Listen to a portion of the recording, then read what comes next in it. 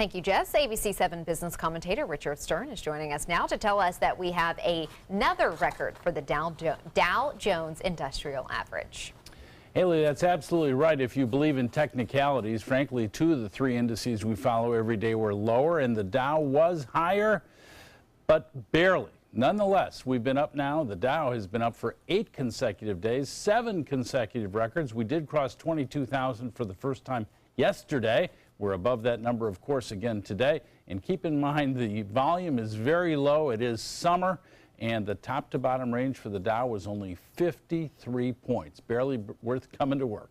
Let's take a look and see the numbers. There's the record, be it ever so humble, a gain of less than 10 points, 0.04%, 22,026.10 on volume of 688 million shares. The NASDAQ, not so much, down 22.5 points, more than 1/3 of 1%, closing at 6,340.34, that on volume of 1,801 million shares. And the S&P, well, down 0.2%, not quite 5.5 points, at 2,472.16.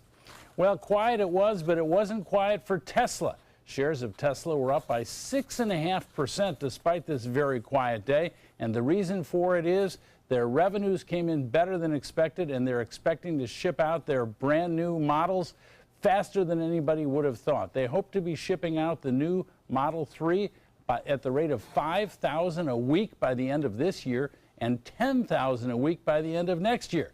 Well, that sounds great, except for the fact that 455,000 people are already on the waiting list, and another 1,800 per week in the last 2 weeks have been added as well. At that rate, if you put your name on the list today, if they can produce them as fast as they claim, you're going to get your new car in just over 1 year. So that's a pretty popular item, one would have to say. Better be patient, too. Yeah. Exactly. And you also have some late news on Kraft Heinz today. Yes, I wish it were better news on Kraft Heinz, because everybody knows they do make some foods that are healthy, but they also make mac and cheese, and right now that's not very much in favor. As a result of that, the numbers came in lower than expected. We'll see the reaction tomorrow, but not a big deal, but down nonetheless. All right, Richard, thank you so much for the update. You're very welcome.